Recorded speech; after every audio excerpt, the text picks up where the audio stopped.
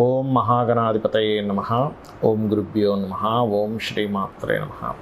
పరమేశ్వర స్వరూపమైనటువంటి జ్యోతిష, వాస్తు మరియు ఇతర అనేకమైనటువంటి శాస్త్రములను మనకు అందించినటువంటి మహర్షులకి నమస్కారం. హయగ్రీవ హయగ్రీవ హయగ్రీవేతి యో వదయత్తస్య నిస్సరతే వాణీ జనుకన్యా ప్రవాహవత్. అరుణాం కరుణాతరంగితాక్షీం ధృతపాశాంకుశపుష్పబాణచాపాం అనిమాదివిరావృతాం మయూకైః అహమిత్యేవ విభావయే భవానీం. శ్రీమాత్రే నమః.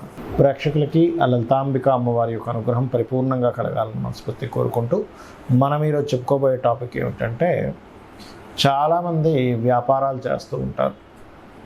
కొంతమందికి అద్భుతంగా కలిసి వస్తాయి, మరి కొంతమంది నష్టపోతూ ఉంటారు. అదేవిధంగా ఆ వ్యాపారాల్లో కూడా కొంతమంది పార్ట్నర్షిప్స్లో చేస్తుంటారు.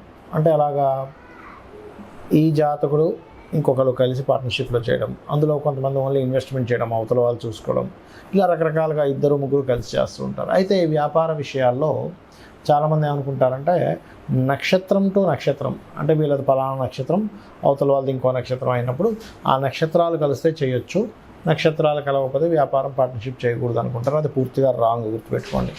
అసలు అది ఎలా చూడాలి? ఎవ్రీ లగ్న అంటే 12 లగ్నాలు, మనకి లగ్నం తెలియని వారు రాసి చూసుకోండి, బట్ లగ్నమే చూసుకోవాలి. ప్రతి లగ్నానికి అసలు వ్యాపారం అభివృద్ధి అవ్వడానికి ఏం చేయాలి, ఒకవేళ పార్ట్నర్షిప్స్ చేస్తున్నాము కానీ పాడైపోయింది అన్నప్పుడు దానికి రెమెడీ ఏం చేసుకోవాలి, అసలు పార్ట్నర్షిప్ చేయడానికి మీ లగ్నరీత్యా సప్తమ స్థానాధిపతి ఎవరు చూడాలి, అదేవిధంగా మీరు ఏదైనా ఒక వ్యాపారం చేసుకోవాలంటే అసలు మీ జాతకంలో ఏం చూసుకోవాలనేటువంటి విషయాలు మనం ఇప్పుడు తెలుసుకుందాం. వృశ్చిక లగ్నము, వృశ్చిక రాశి. వృశ్చికం వారికి బిజినెస్ లైన్స్లోకి వెళ్ళడానికి వాళ్ళకు ఉన్నటువంటి శక్తి ఏమిటి, ఎందుకంటే ఎప్పుడు కూడా మనలో ఉన్నటువంటి స్ట్రెంగ్త్ ఏమిటి, మనలో ఉన్న వీక్నెస్ ఏమిటి తెలుసుకుంటేనే మనం దాని ద్వారా వెళ్ళగలుగుతాం. ఇక్కడ ఉండేటువంటి శక్తి ఏమిటంటే మొండితనం. నేను ఎలాగైనా సాధిస్తాను, ఏమైపోయినా సరే నేను ఇలా సక్సెస్ అవుతాను అనే గొప్ప పట్టుదల ఉంటుందండి వృశ్చికం వారికి. సెల్ఫ్ కాంపిటీషన్ ఉంటుంది, అంటే బయట ఎవరితోనో కాంపిటీషన్ ఉంటుంది తోటి వ్యాపారస్తులతో. దాంతోపాటు మీకుండేటువంటి కాంపిటీషన్ ఏమిటి అంటే, ఇక్కడ బాగా అర్థం చేసుకోండి, ఇక్కడ ఇది దేనికి బాగా సక్సెస్ అవుతుంది, దేనికి ద్వారా మీకు బాగా ఉంటుంది అంటే, ఇది పర్టికులర్గా నాకు నేనే సక్సెస్ అవ్వాలి, నాకు నేనే కాంపిటేటర్ అని ఫీల్ అవుతూ ఉంటుంది. అది చాలా అంటే చాలా మీకు తోడ్పడుతుంది వృశ్చికం వారికి. ఇక బిజినెస్లో ముఖ్యంగా 3వ స్థానాధిపతి, అంటే ఎందుకు ప్రారంభించలేకపోతున్నారు, పార్ట్నర్షిప్స్ చేయొచ్చా చేయకూడదా, ఒకవేళ రాణించలేకపోతే ఏమిటి, అసలు లాభాన్ని ఇచ్చే గ్రహం ఏమిటనేది తెలుసుకోవాలి. సర్వసాధారణంగా వృశ్చికం వారు ఏమవుతుంటుందంటే, ఒక వ్యాపారంలోకి వెళ్ళిన తర్వాత అనుకోకుండా షేర్ మార్కెట్ అని ఇంకో వ్యాపారంలోకి వెళ్ళిపోతారు. అలా వెళ్ళకూడదు. బికాజ్ ఆఫ్ 2-3 మార్గాల ద్వారా ధనం సంపాదించాలనేటువంటిది ఉంటుంది వీరికి. కాబట్టి డైవర్ట్ అవుతూ ఉంటారు.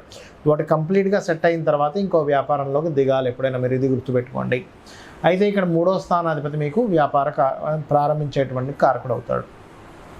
ఈ 3వ అధిపతి ఎప్పుడైతే మీకు శని బాగోలేడో అసలు ప్రారంభించలేరు. మీరు ప్రారంభిద్దామంటే ఏదో ఒక మదర్కి బాగోపోవడమనో, ఇల్లు నిర్మాణం చేస్తున్నానో, లేకపోతే చదువు అడ్డం వస్తుందనో, లేకపోతే ఈ డబ్బులు ఏదో ఇంకో దానికి పెట్టాలి, చదువుకోవడానికి పెడితే బాగుంటుందనో, రకరకాల డైవర్షన్స్, మానసికంగా స్ట్రెస్ ఉండడమో ఏదో ఒకటి జరుగుతూ ఉంటుంది. బట్ మీరు ఎప్పుడైతే లేదా ఇంట్లో వాళ్ళు పెద్దవాళ్ళకి ఏదో ఇబ్బంది రావడమో, ఆరోగ్య సమస్యలు రావడం వస్తూ ఉంటుంది. అంటే దాని అర్థం ఏమిటి, మీ తృతీయ చతుర్థాధిపతి అయినటువంటి శని భగవానుడి యొక్క స్ట్రెంత్ బాగోలేదు. అప్పుడు మీరు దాన్ని స్ట్రెంథెన్ చేసుకోవాలంటే నూనెని దానంగా ఇవ్వడం, ఆలయంలో దీపారాధన కానీ, లేదా నువ్వులు దానంగా ఇవ్వడం, ఉలవలు దానంగా ఇవ్వడం, లేదా వెంకటేశ్వర స్వామి ఆలయానికి వెళ్ళడం, నరసింహస్వామి ఆలయానికి వెళ్ళడం, లేదా ఆంజనేయ స్వామి ఆలయానికి వెళ్ళడం చేస్తూ ఉండండి. లేదా సుబ్రహ్మణ్యేశ్వర స్వామి ఆలయానికి కానీ, లేదా సర్ప ఆరాధన చేయడం, రావి చెట్టు చుట్టూ ప్రదక్షిణాలు చేయడం చేస్తే అప్పుడు మీకు ప్రారంభమవుతుంది, స్ట్రెంథెన్ అవుతుంది 3వ స్థానం. ఇక పార్ట్నర్షిప్ ప్లేస్ అనేటువంటి సప్తమ స్థానాధిపతి శుక్రుడు అవుతాడు. శుక్రుడు బాగున్నాడా, శుక్రుడు పార్ట్నర్సే మీకు బాగా ఇన్వెస్ట్మెంట్ చేస్తారు. శుక్రుడు బాగోలేడా, పార్ట్నర్షిప్ వల్లే నష్టపోతారు, ఇందులో ఎటువంటి డౌట్ లేదు. అయితే ఆల్రెడీ ప్రారంభించేశాము కానీ తప్పదు, అప్పుడు మీరు లలిత అమ్మవారి స్తోత్రం నిత్యం ఉదయం సాయంత్రం చేస్తూ గణపతి ఆరాధన చేయండి, అప్పుడు ఇబ్బంది అనేటువంటిది రాదు. ఇక లాభాధిపతి వ్యాపారాలకు కారకుడైన బుధుడే అవుతాడు. సో ఈ బుధుడు యొక్క స్థితి బాగుంది, ఆకస్మిక లాభాలు వస్తాయి, సడన్ హైక్ వెళ్తూ ఉంటారు. బుధుడు బాలేడు, పాడేయడు, సడన్ డౌన్ఫాల్ అయిపోతుంది, నడుస్తున్న వ్యాపారం సడన్గా అయిపోతుంది. మరి అలాంటప్పుడు ఏం చేయాలి, ఓం మధుసూదనాయ నమః అనేటువంటి నామస్మరణ చేస్తూ ఎక్కువగా పెసలు, కందులు, ఉలవలు దానంగా ఇస్తూ అప్పుడప్పుడు కేజింబావంతా మీరు లలితా సహస్రనామాల్లో ఓం ఇంద్రగోప పరిక్షిప్త స్మరతోనా భజంగికాయ నమః అనేటువంటి నామస్మరణ చేయండి, అన్ని విధాలా బాగుంటుంది. అసలు ఒక వ్యాపారం కలిసి రావాలి అంటే స్టెప్ బై స్టెప్ నేను మీకు కొన్ని విషయాలు చెప్తాను. అంటే నేను చూసిన అనేక వందల వేల జాతకాలు, అనేక మందితో మాట్లాడి అనేక వ్యాపార సంబంధించిన అనుభవాలతో చెప్తున్నటువంటి అంశం గుర్తుపెట్టుకోండి. పాయింట్ నెంబర్ 1, మీకు ఇంట్రెస్ట్ ఉన్న వ్యాపారం చేయాలని రూల్ లేదు. మీకు అనుభవం ఉన్న వ్యాపారం చేయాలి. ఎప్పుడైనా గుర్తుపెట్టుకోండి. ఇంట్రెస్ట్ వేరు, అనుభవం వేరు. ఇంట్రెస్ట్ ఉందండి, ఫైన్, దానిలో కూడా రాణించవచ్చు. కాబట్టి దానికి ఎంత కష్టపడాలనేది ఒక క్యాలిక్యులేషన్ చేయాలి. ఇక్కడ ఒక వ్యాపారం మనం ప్రారంభించేటప్పుడు ఆల్రెడీ డిమాండ్ ఉన్న వ్యాపారం మనం చేస్తున్నామా, డిమాండ్ని క్రియేట్ చేస్తున్నామా? అంటే చిన్న ఎగ్జాంపుల్ చెప్తా. డిమాండ్ ఉన్న వ్యాపారం అంటే ఏమిటి? ఇప్పుడు స్కూల్స్ స్టార్ట్ అవుతాయి. నెక్స్ట్ స్కూల్ బ్యాగ్స్ అమ్మడం ఇస్ డిమాండ్ ఉన్న వ్యాపారం. మనకు మొన్న కోవిడ్ వచ్చింది. ఆ టైంలో మాస్కులు బాగా అమ్ముడుపోయాయి. బాగా వర్షం పడుతున్నప్పుడు మిరపకాయ బజ్జీలు ఎవరైనా కొనుక్కుంటారు.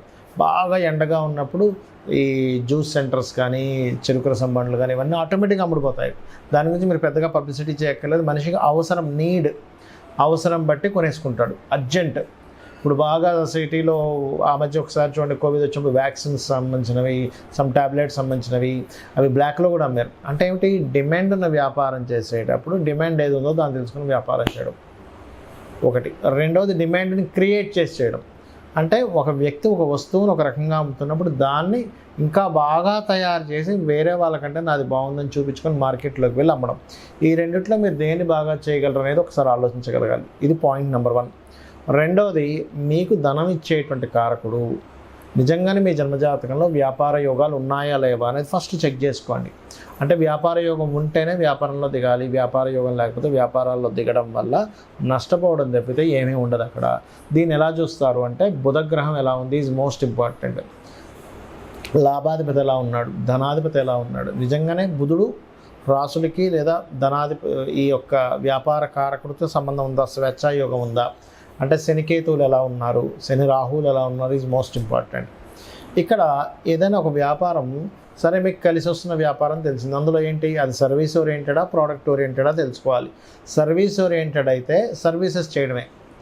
అంటే లైక్ ఏదైనా ఇప్పుడు స్కూల్స్ ఉన్నాయి, సర్వీసెస్, అది ప్రోడక్ట్ కాదు. రియల్ ఎస్టేట్ సర్వీసెస్ అంటే మీరు మధ్యలో ఉండి మధ్యవర్తిగా ఎవరికైనా అమ్మిస్తున్నారు, కొనిపిస్తున్నారు, దట్ ఈజ్ సర్వీస్. అట్లా సర్వీసెస్ చేసేవి. డాక్టర్ ఉన్నాడు, సర్వీస్. ఆస్ట్రాలజర్ సర్వీస్, వాస్తు కన్సల్టెంట్ సర్వీస్, లేదా ఒక జాబ్స్ పెట్టించే కన్సల్టెన్సీ పెట్టుకుంటారు, అదొక సర్వీస్ అనమాట.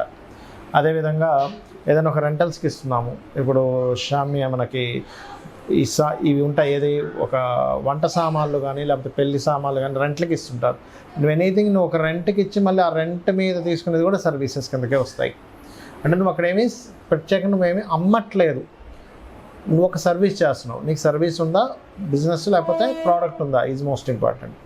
ఇవన్నీ ఒక ఎత్తు అయితే ఏ బిజినెస్ అయినా సరే దానికంటూ ఒక లెక్క ఉంటుంది. చాలామంది తెలియని విషయం ఏంటంటే బిజినెస్ పెడతారు, నెల రోజులు చూస్తారు, 2 నెలలు చూస్తారు, అమ్మో మన వల్ల కాదు, ఇది తీసేయాల్సిందే అని ఇమ్మీడియట్లీ తీసేస్తారు. ఒక మొక్క మనం నాటినప్పుడు, ఒక విత్తనం వేసినప్పుడు ఆ విత్తనం చిగురించి పైకి రావడానికి దానికి ఒక టైం పడుతుంది. అది మొక్క అవ్వడానికి కొంత టైం పడుతుంది. దాని రక్షణను ఇవ్వాలి, దానికి ప్రొటెక్ట్ చేయాలి. ఆ మొక్కని ఏ మేకలో అవి ఇవి తినేయకుండా అది కొంచెం పెరగడానికి ఎరువులు వేయాలి. దానికి ఒక కొలమానం ఉంటుంది. 2-3 సంవత్సరాలు, 4 సంవత్సరాలు, 5 సంవత్సరాలు మనకు పండు వస్తుంది.